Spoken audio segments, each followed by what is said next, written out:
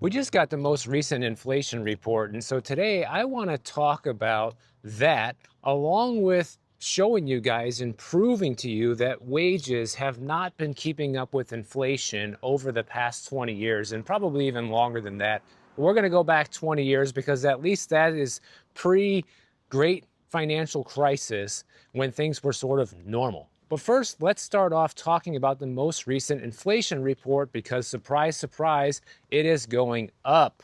Now, they do say, well, the latest inflation report from June was right in line with expectations, but it was still a jump in the wrong direction. Well, yeah, no kidding. Any inflation reading going up at this point is in the wrong direction, especially since we've been promised for about 3 years now that it's supposed to go down back to 2%.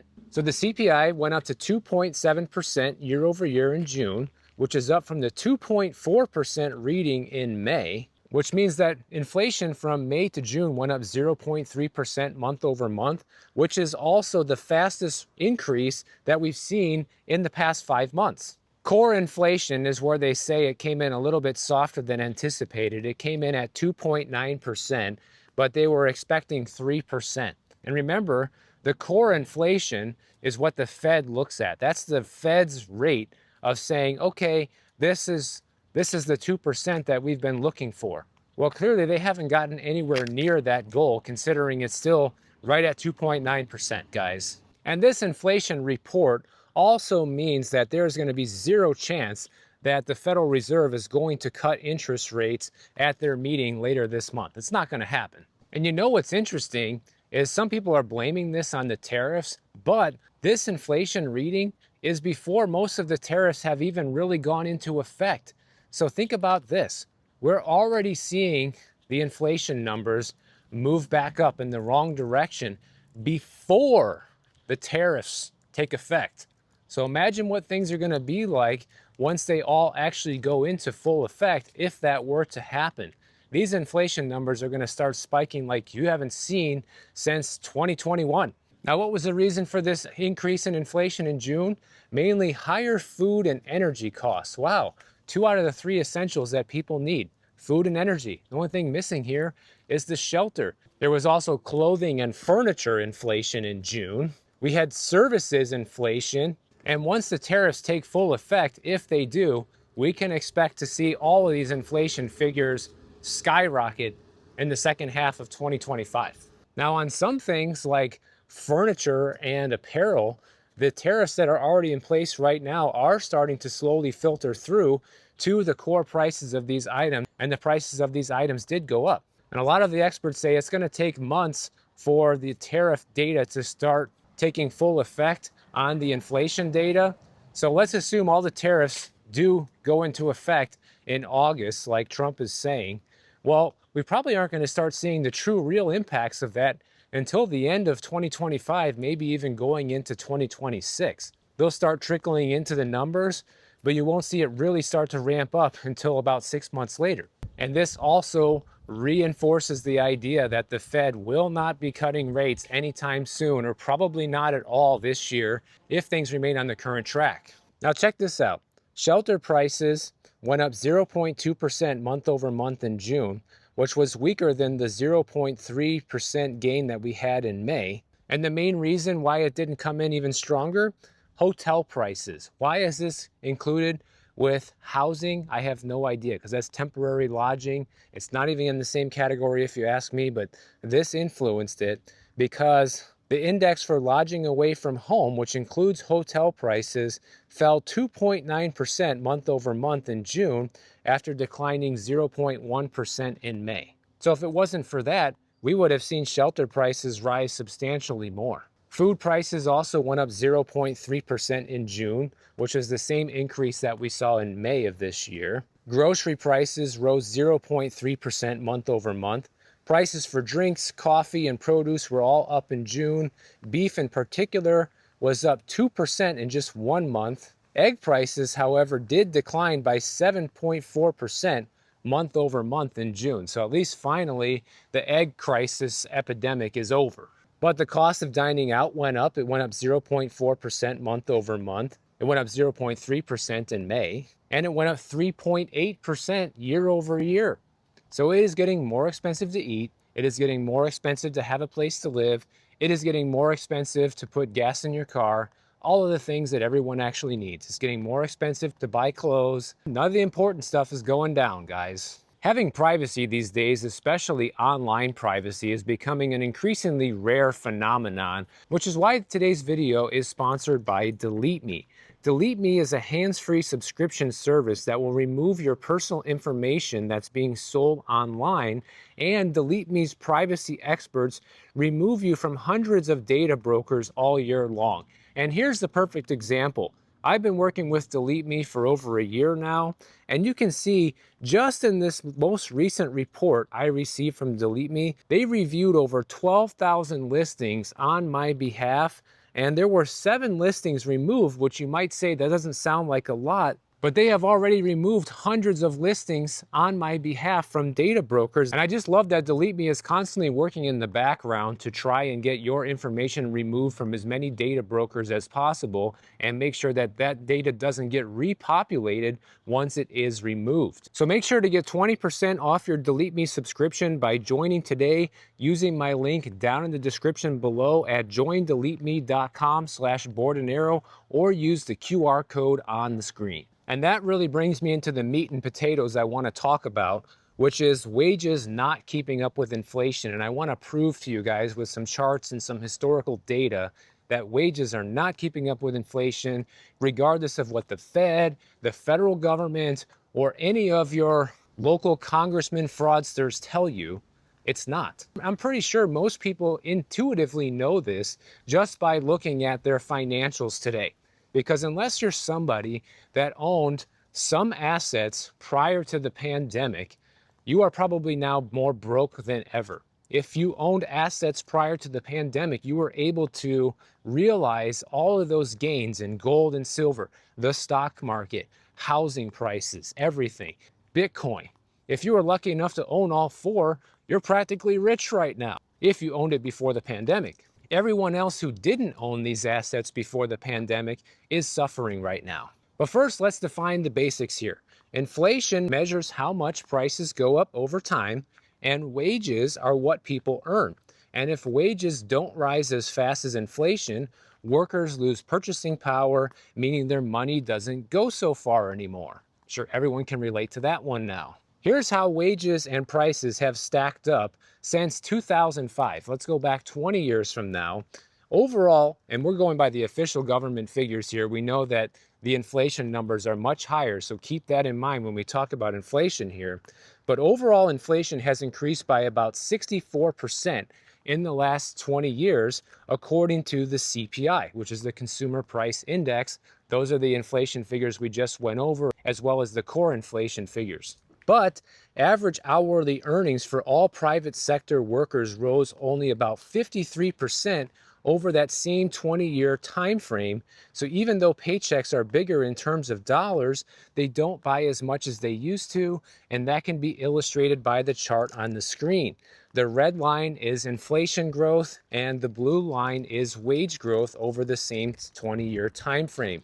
And as you can see, the longer we go up this chart, the further away these two lines start to separate, which means inflation is becoming a bigger and more exponential problem as the years go by. And the problem is we have stagnant real wages, because when we adjust for inflation, the picture looks even worse. Between 2005 and early 2020, real wages barely grew at all for many workers, and then the pandemic briefly boosted wages, but inflation quickly wiped out most of those gains, which brings us to today, where the real wages for many lower and middle class income workers are now lower than they were in 2019. So even though people's paychecks are much larger today, 5 years after the pandemic, it is still smaller in terms of purchasing power, which is the real problem. This is the thing that everybody needs to understand about inflation. Regardless of how much money you have, the only thing that truly matters is how many products, services, and goods can that money really buy.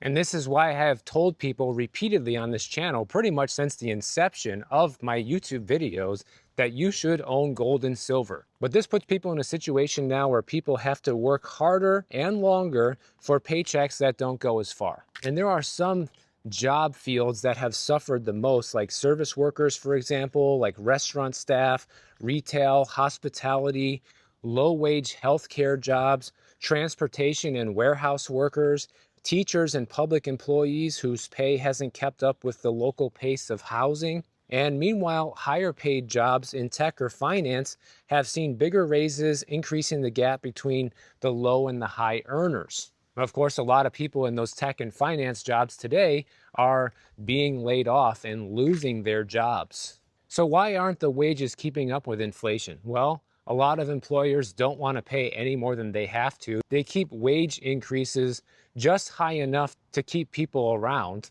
but low enough so it doesn't impact the company's profit margins too much. Also, union membership has declined dramatically, which has weakened workers' bargaining power over the years.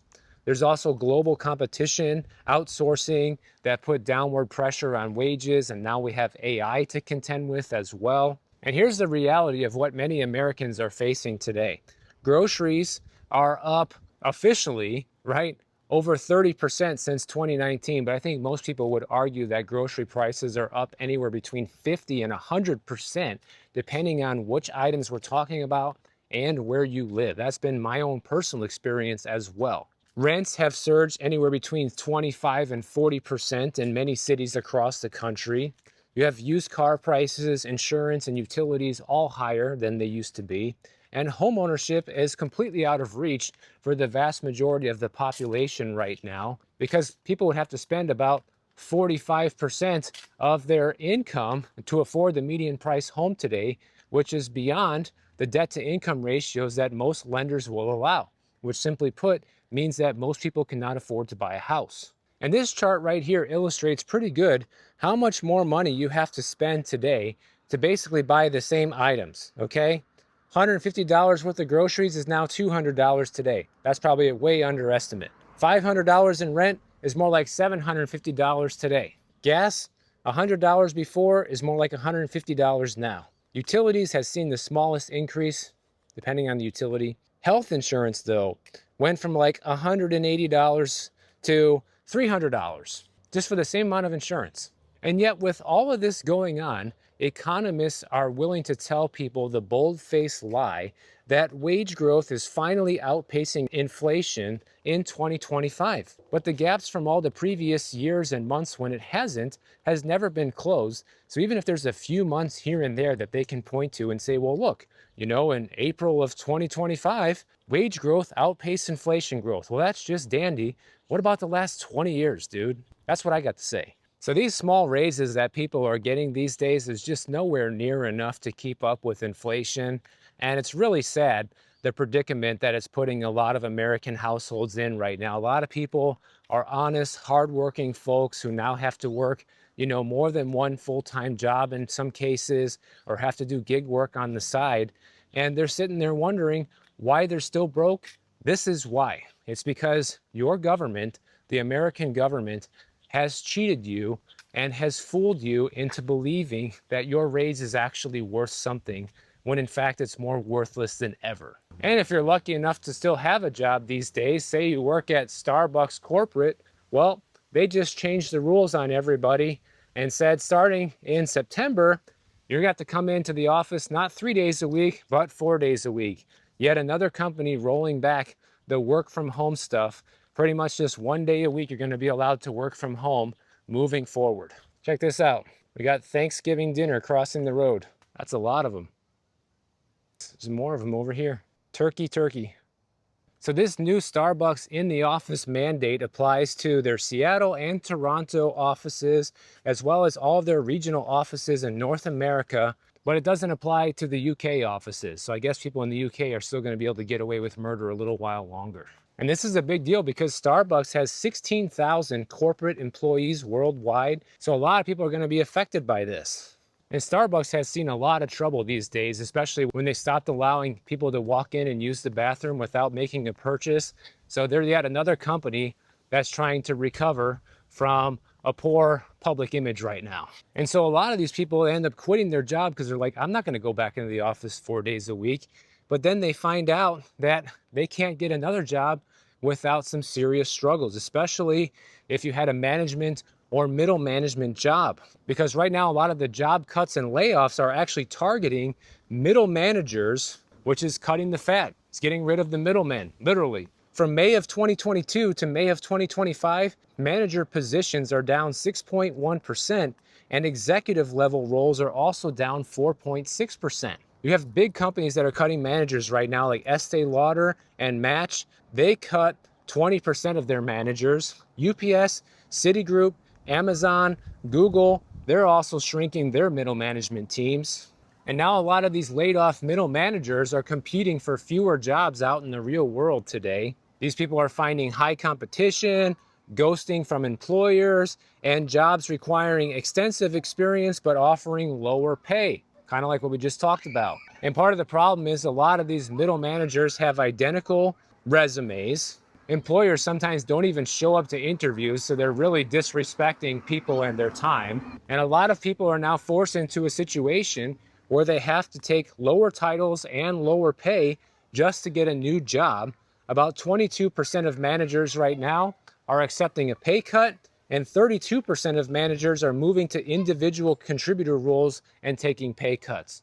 So if you want to keep a job, this is kind of the situation you're in right now. And some managers who still are lucky enough to have a job are worried that they're going to be the next up on the chopping block, and that is a legitimate concern right now. So a lot of people are proactively hunting for a job right now while they're still employed. And of course, anybody who's heard me talk about the job market lately, the hiring process right now is an absolute mess, especially with AI. You know, people can use AI programs to apply to hundreds, if not thousands of different jobs. And at the same token, employers are using AI to sift through those thousands of different applications, most of them never even being read by a human and never being considered by a human, leading to a situation where most people are just slipping through the cracks these days. Because of all the fake job postings, because of all of the fake bots that are applying for real jobs, it is just an absolute mess out there right now.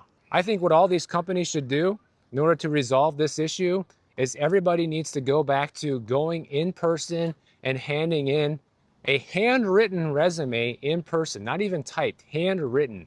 And the reason it needs to be handwritten is because then you can't use AI, or you could, but you would still have to copy things down yourself and write it down yourself, which would greatly reduce the amount of people out there applying for jobs who are not really looking for a job. And it would eliminate all of the bot applications because it needs to be a real person coming in and actually applying for the job. And of course, a lot of the middle managers who are losing their jobs right now are warning of why this could be a bad thing for businesses. They say that managers connect workers to leadership and the mission of the company, and without them, morale and engagement drop, which might be true depending on the company and the culture. Middle managers also mentor employees. They also act as a gut check between executives and junior staff. Essentially, they say that middle managers humanize leadership and connect strategy to people. And with AI and all the automation going on, you're seeing companies that are cutting staff even when things are profitable. Even companies that are doing good right now are able to let more people go due to all of the automation that's going on. In fact, 41% of employers plan to downsize with the help of AI by 2030. And some professionals fear that replacing middle managers with AI is a mistake, and it's going to lead to more problems than it solves in the end, which I think is definitely a possibility. That part I do agree with, because letting AI just kind of take over and run things without anybody checking its work is a dangerous place to be in, guys. Here's one guy who said he applied for 750 jobs over the past 2 years, and he said there's movement out there, but it's hard to get noticed.